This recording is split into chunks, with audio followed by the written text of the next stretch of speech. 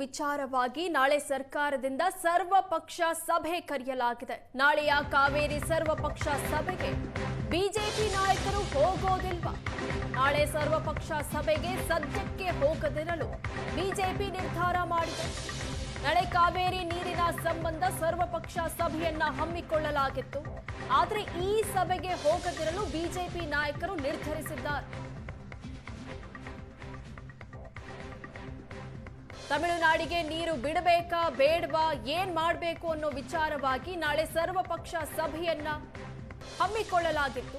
ನಿನ್ನೆ ನಡೆದಂತಹ press meet ನಲ್ಲೂ ಕೂಡ ಸಿಎಂ ಡಿಕೆ ಶಿವಕುಮಾರ್ ತಿಳಿಸಿದ್ರು, ಸರ್ವಪಕ್ಷ ಸಭೆಯನ್ನ ಕರೆಯಲಾಗಿದೆ. ಈ ಸಭೆಯಲ್ಲಿ ನಾವು ನಿರ್ಧಾರವನ್ನ ತೆಗೆದುಕೊಳ್ತೇವೆ, ಎಲ್ಲರ ಅಭಿಪ್ರಾಯವನ್ನ ಪಡಿತೇವೆ ಅನ್ನೋ ಮಾತನ್ನ ಡಿಕೆ ಶಿವಕುಮಾರ್ ನಿನ್ನೆ ತಿಳಿಸಿದ್ರು.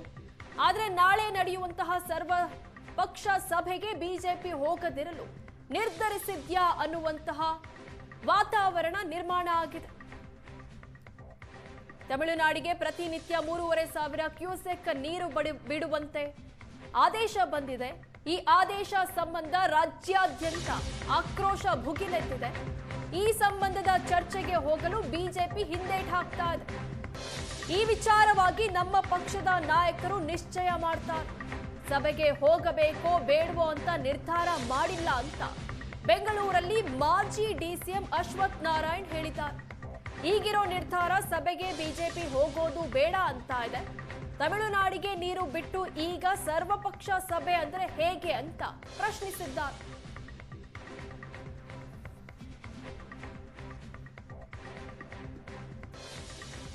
ವಿಚಾರದಲ್ಲಿ ಈಗ ನಮ್ಮ ಪಕ್ಷದ ಎಲ್ಲ ವರಿಷ್ಠರು ನಿಶ್ಚಯನ ಮಾಡ್ತಾರೆ. ಮಾತುಕತೆಯಲ್ಲಿ ಭಾಗವಹಿಸಬೇಕಾ ಬೇಡವಾ ಅನ್ನುವಂಥದ್ದು. ಈಗ ಬರ್ತಿರೋಂಥ ವರದಿಗಳನ್ನ ಕೇಳ್ತಾ ಇದ್ದೆ, ನಾನು ಮಾಧ್ಯಮದಲ್ಲಿ ನೋಡಿದ್ದು ಮಾತುಕತೆಯಲ್ಲಿ ಭಾಗವಹಿಸಲ್ಲ ಅಂತ ನಾನು ಕೇಳ್ಪಟ್ಟಿದ್ದೀನಿ. ನೋಡೋಣ, ಪಕ್ಷ ನಮ್ಮ ರಾಜ್ಯ ಅಧ್ಯಕ್ಷರು ಮತ್ತು ಇತರರು ಏನು ನಿರ್ಧಾರವನ್ನು ತಗೊಳ್ತಾರೆ ಅನ್ನೋಂಥ ಆಧಾರದವಾಗಿ ಮಾತುಕತೆಯಲ್ಲಿ ಭಾಗವಹಿಸ್ತಾರೆ ಇಲ್ಲ ಅನ್ನೋದನ್ನ ನಾವು ನೋಡಬೇಕಾಗುತ್ತೆ. ಮುಖ್ಯವಾಗಿ ಎಲ್ಲೋ ಒಂದು ಕಡೆ ಕಾವೇರಿ ನೀರಿನ ವಿಚಾರದಲ್ಲಿ ರಾಜ್ಯದ ಹಿತವನ್ನು ಕಾಪಾಡೋದ್ರಲ್ಲಿ ಕಾಂಗ್ರೆಸ್ ಸರ್ಕಾರ ವಿಫಲವಾಗಿರುವಂಥದ್ದು ಭಾಳ ಸ್ಪಷ್ಟವಾಗಿ ಎದ್ದು ಕಾಣ್ತಿದೆ. ಹಾಗಾಗಿ ತಕ್ಷಣ ಕಾಂಗ್ರೆಸ್ ಸರ್ಕಾರ ಕುಡಿಯೋ ನೀರಿಗೂ ವ್ಯವಸ್ಥೆ ಮಾಡೋದ್ರಲ್ಲಿ ವಿಫಲತೆ ಆದರೆ ಇದೆಲ್ಲ ಒಂದು ಕಡೆ ಸರ್ಕಾರ ಸಂಪೂರ್ಣವಾಗಿ ಎಡವಿದಂತೆ ಆಗುತ್ತೆ, ರಾಜ್ಯದ ಹಿತ ಕಾಪಾಡೋದ್ರಲ್ಲಿ ವಿಫಲವಾದಂತೆ ಕಾಣುತ್ತೆ. ಎಲ್ಲರೂ ಸರ್ವಪಕ್ಷ ಅಂದಾಗ ಇಡೀ ರಾಜ್ಯದ ಹಿತ ಅಂದ ಬಂದಾಗ ಎಲ್ಲರೂ ಸೇರಿ ಮಾತಾಡಬೇಕು. ಆದರೆ ಇದುವರೆಗೂ ನೀರನ್ನು ಹರಿಲಿಕ್ಕೆ ಬಿಟ್ಟು ಊರೆಲ್ಲ ಕೊಳ್ಳೆ ಹೊಡೆದ ನಂತರ ಕೋಟೆ ಬಾಗಿಲು ಹಾಕೋತೀನಿ ಅನ್ನೋ ಕತೆ ಆದಂಗೆ ಆಯಿತು ಅಂತ ಜನಾಭಿಪ್ರಾಯ ಮತ್ತು ಎಲ್ಲ ಪ್ರತಿಪಕ್ಷಗಳ ಅಭಿಪ್ರಾಯವಾಗಿದೆ. ರೈತರ ಅಭಿಪ್ರಾಯ, ನಾಗರಿಕರ ಅಭಿಪ್ರಾಯ. ಹಾಗಾಗಿ ಬಿಸಿ ತುಪ್ಪ ಆದಾಗ ಅವ್ರು ಯಾವಾಗ ನುಂಗ್ಲಿಕ್ಕಾಗಲ್ಲ, ನಿರ್ವಹಣೆ ಮಾಡಲಿಕ್ಕಾಗಲ್ಲ ಅಂತ ಸವಾಲು ಬಂದಾಗ ಈ ರೀತಿ ಸರ್ವಪಕ್ಷ ಕರೆಯುವಂಥದ್ದಾಗ್ತಿದೆ. ಹಾಗಾಗಿ ಎಲ್ಲ ಒಂದು ಕಡೆ ಕೊಳ್ಳೆ ಹೊಡೆದ ಮೇಲೆ ಕೋಟೆ ಬಾಗಿಲು ಹಾಕಿ ಏನ್ ಪ್ರಯೋಜನ? ಸರ್ವಪಕ್ಷ ಸಭೆಗೆ ಹೋಗೋದ್ರ ಬಗ್ಗೆ ಚರ್ಚೆ ಮಾಡ್ತೇವೆ. ಮಂಡ್ಯದಲ್ಲಿ ಬಿಜೆಪಿ ರಾಜ್ಯಾಧ್ಯಕ್ಷ ವಿಜಯೇಂದ್ರ ಈ ಮಾತನ್ನ ಹೇಳಿದ್ರು. ಆರ್ ಅಶೋಕ್ ಜೊತೆ ಕುಳಿತು ಮಾತನಾಡಿ ಬಳಿಕ ತೀರ್ಮಾನ. ಏಪ್ರಿಲ್ ತಿಂಗಳಿನಲ್ಲೇ ಈ ಬಗ್ಗೆ ಕ್ರಮ ತೆಗೆದುಕೊಳ್ಳಬೇಕಿತ್ತು.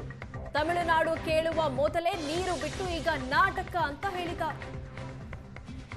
ನಾಡಿನ ನೆಲ ಜಲ ವಿಚಾರ ಬಂದಾಗ ಎಲ್ಲರೂ ಕೂಡ ಅದಕ್ಕೆ ಬೆಂಬಲ ಕೊಡಬೇಕಾಗ್ತದೆ. ಮೀಟಿಂಗ್ ಹೋಗ್ತೀರಾ? ಮುಖ್ಯಮಂತ್ರಿಗಳು ಕರೆದಿದ್ದಾರೆ, ಚರ್ಚೆ ಮಾಡ್ತೇವೆ.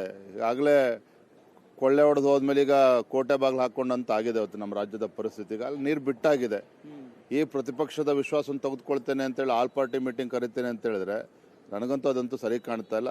ವಿರೋಧ ಪಕ್ಷದ ನಾಯಕರ ಜೊತೆ ಚರ್ಚೆ ಮಾಡ್ತೇನೆ. ಈ ನಾಡಿನ ನೆಲ ಜಲ ವಿಚಾರ ಬಂದಾಗ ಎಲ್ಲರೂ ಕೂಡ ಅದಕ್ಕೆ ಬೆಂಬಲ ಕೊಡಬೇಕಾಗ್ತದೆ. ಮೀಟಿಂಗ್ ಹೋಗ್ತೀರಾ? ಮುಖ್ಯಮಂತ್ರಿಗಳು ಕರೆದಿದ್ದಾರೆ, ಚರ್ಚೆ ಮಾಡ್ತೇವೆ. ಈಗಾಗಲೇ ಕೊಳ್ಳೆ ಹೊಡೆದು ಹೋದ್ಮೇಲೆ ಈಗ ಕೋಟೆ ಬಾಗಿಲು ಹಾಕೊಂಡಂತ ಆಗಿದೆ ಇವತ್ತು ನಮ್ಮ ರಾಜ್ಯದ ಪರಿಸ್ಥಿತಿ. ಈಗ ಅಲ್ಲಿ ನೀರು ಬಿಟ್ಟಾಗಿದೆ. ಈ ಪ್ರತಿಪಕ್ಷದ ವಿಶ್ವಾಸವನ್ನು ತೆಗೆದುಕೊಳ್ತೇನೆ ಅಂತೇಳಿ ಆಲ್ ಪಾರ್ಟಿ ಮೀಟಿಂಗ್ ಕರಿತೇನೆ ಅಂತ ಹೇಳಿದ್ರೆ ನನಗಂತೂ ಅದಂತೂ ಸರಿ ಕಾಣ್ತಾ ಇಲ್ಲ. ವಿರೋಧ ಪಕ್ಷದ ನಾಯಕರ ಜೊತೆ ಚರ್ಚೆ ಮಾಡ್ತೇನೆ.